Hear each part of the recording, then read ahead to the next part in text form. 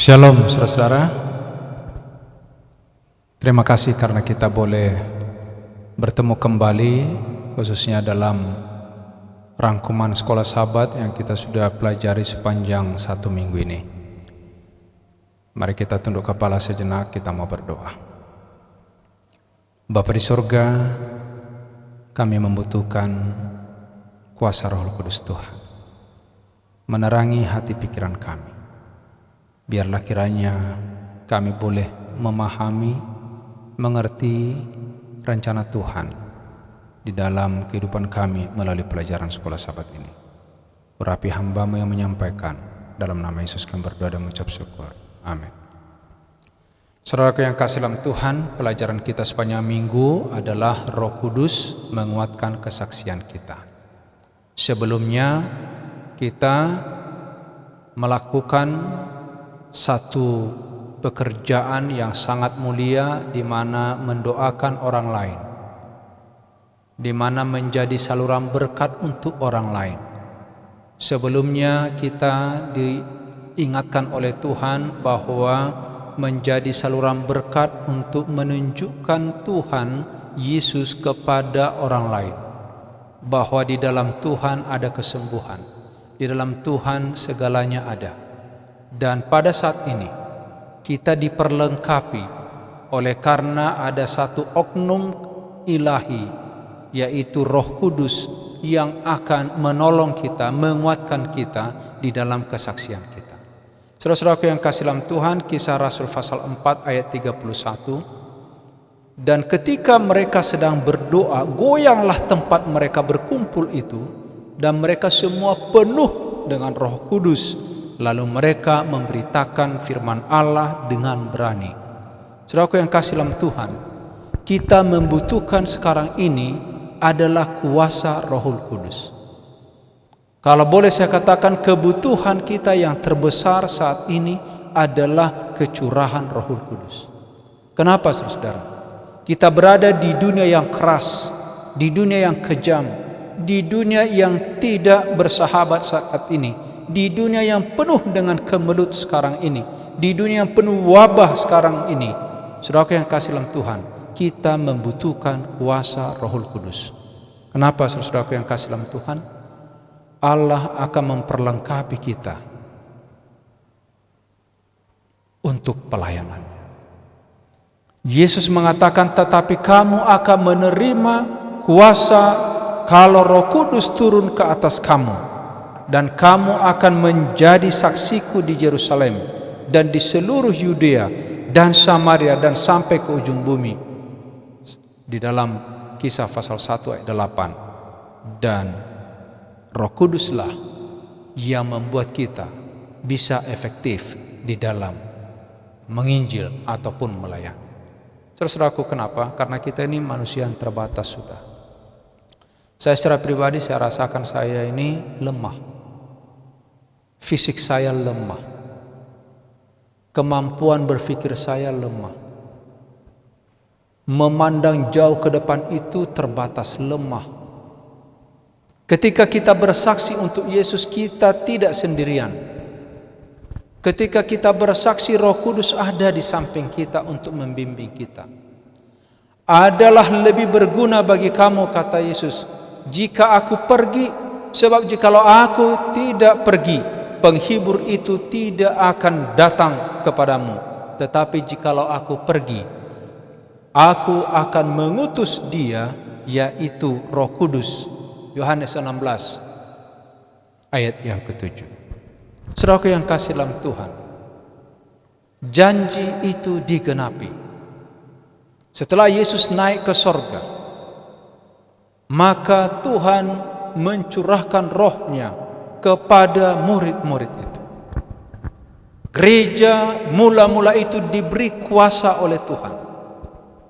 Dengan hadirnya Roh Kudus, dan ini adalah satu pengalaman yang mengasihkan di dalam bersaksi, pemberitaan Injil dan pertumbuhan gereja.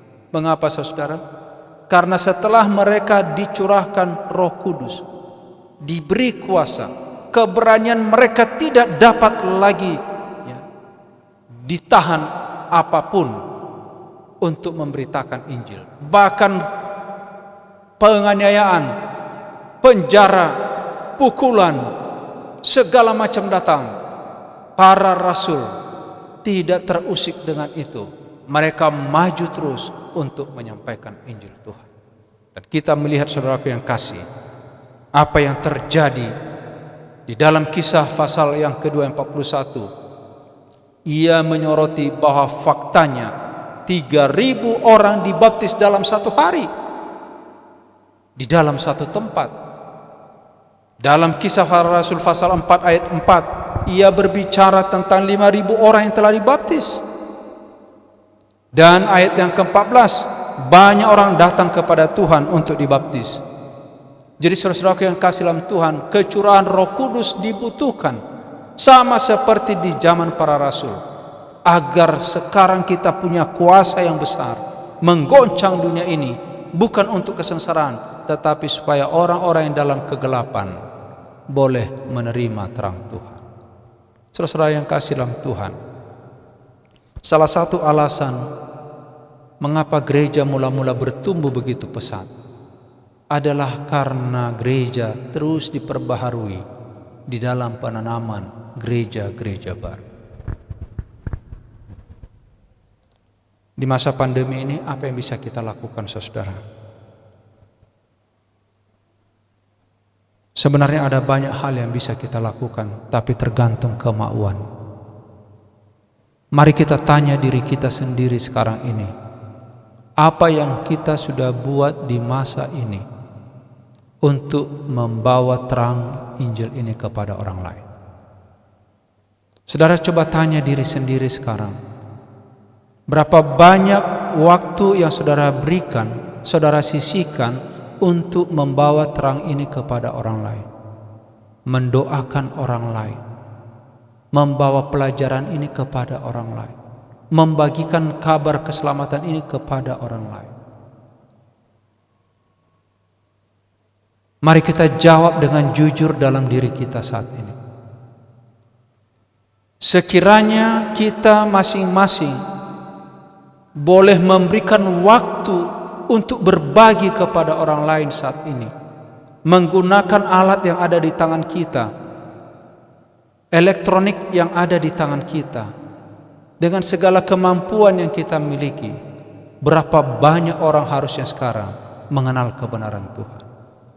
Saudaraku, mari kita camkan itu. Tuhan menginginkan gerejanya bertumbuh di atas dunia ini, karena Roh Kudus bekerja bagi mereka yang mau untuk melayani. Saudara-saudaraku, kita tidak ditinggalkan oleh Tuhan sendirian dalam pelayanan ini. Saya percaya sampai hari ini tidak ada seorang pun yang pergi dengan sia-sia. Tidak ada firman yang ditabur dengan sia-sia, saudara. Semuanya ada akibatnya, baik atau buruk. Dan bila kebenaran ini kita bawakan dengan sungguh-sungguh, Roh yang menguatkan Stefanus bersaksi bagi Tuhannya di hadapan banyak masa yang kejam, yang tidak terkendali, yang melempari dia sampai mati dengan batu. Secara ajaib Roh menuntun Filipus bertemu dengan orang Ethiopia yang sedang haus akan kebenaran. Saudaraku yang kasih dalam Tuhan, Petrus oleh dorongan Roh Kudus katakan, manusia itu berbicara atas nama Allah. Sekiranya kita biarkan Roh Tuhan mengendalikan pikiran kita, kita biarkan Roh Tuhan menguasai hati kita. Saudaraku yang kasih, kuasa yang sama di zaman rasul-rasul akan diulangi dalam pengalaman saudara dan saya. Tetapi itu tidak terjadi sekarang. Kenapa? Kita jujur, saudaraku, kita tidak memiliki iman seperti saat itu. Saudara-saudara, bukan rahasia lagi. selama penggemalan ini saya rasakan lebih banyak kita berbincang, berdiskusi, berargumen daripada berbuat. Kita jujur saudara, lebih banyak kita menuntut seolah-olah memerintah orang lain, tapi kita sendiri tidak melakukan apa-apa. Ada banyak jiwa di sekitar kita sedang menuju kebinasaan, yang harusnya mereka boleh diselamatkan. Ingat janji Tuhan ini saudaraku. Ketika kita membagikan firman Tuhan dengan orang lain, Roh Kudus bekerja mengubah hidup mereka melalui firman yang diilhamkan itu. Roh Kudus dapat menjangkau semua spektrum masyarakat. Roh Kuduslah yang dapat mengubah, mencapai baik laki-laki maupun perempuan, yang kaya maupun miskin, yang berpendidikan dan tidak berpendidikan. Saudaraku yang kasih, pengalaman Petrus di penjara itu, dengan pada waktu mereka ada di penjara, apa kata mereka di dalam Kisah pasal 16 ayat 31 dan sampai 33? Jawab mereka, percayalah kepada Tuhan Yesus Kristus, engkau seisi rumahmu akan selamat. Lalu mereka memberitakan firman Tuhan kepadanya, kepada semua yang ada di rumah itu. Dan pada jam itu juga kepala penjara itu membawa mereka dan membasuh bilur-bilur mereka. Dan seketika itu juga ia dan keluarganya memberi diri untuk dibaptis. Saudaraku yang kasih dalam Tuhan, pertobatan Dionysius, anggota majelis Areopagus di Athena, adalah hasil pekerjaan kuasa Roh Kudus. Di dalam Kisah 17 ayat 34 dikatakan, tetapi beberapa orang menggabungkan diri dengan dia dan menjadi percaya. Di antaranya ada Dionysius, anggota majelis dari Areopagus, dan seorang perempuan yang bernama Damaris, dan juga orang-orang lain bersama-sama dengan mereka. Melalui kuasa Roh Kudus, pelayanan Rasul Paulus mencapai bahkan eselon masyarakat tingkat atas. Dan Krispus adalah penguasa sinagog Yahudi, yang ditulis dalam Kisah 18 ayat 8. Saudaraku yang kasih dalam Tuhan, sejarah dalam kisah-kisah ini mengungkapkan bahwa ketika kita bersaksi untuk Kristus, membagikan firman-Nya kepada orang lain, Roh Kudus akan melakukan hal-hal yang luar biasa. Jadi sebenarnya dalam pelajaran sekolah sahabat ini saya mendapatkan satu pelajaran, ialah kapan itu kuasa kelihatan, kapan itu kuasa kita rasakan? Pada waktu kita mau berjalan dengan Tuhan, pada waktu kita pergi membawakan firman Tuhan, pada waktu kita membagikan kebenaran ini. Kalau saudara hanya tinggal duduk diam, tidak berbuat apa-apa, kuasa itu tidak akan Anda alami. Saudara mau tahu kuasa itu sebesar apa, sehebat apa, seluar biasa apa? Saudaraku, mari kita mulai bekerja. Buka perbendaharaan kita, kata-kata kita, pengetahuan kita, jemari-jemari kita yang rajin untuk mengetik ini, chatting ini, mari kita lakukan untuk membagikan firman Tuhan, kabarkan kebenaran dan kebaikan. Roh Kudus bekerja dengan Bapa dan Anak di dalam proses penebusan. Roh Kudus yang sama bekerja di antara saudara dan saya, menginsafi hati. Dialah yang membuka pintu kepada peluang. Roh Kuduslah yang mematahkan ikatan prasangka yang memperbudak kita.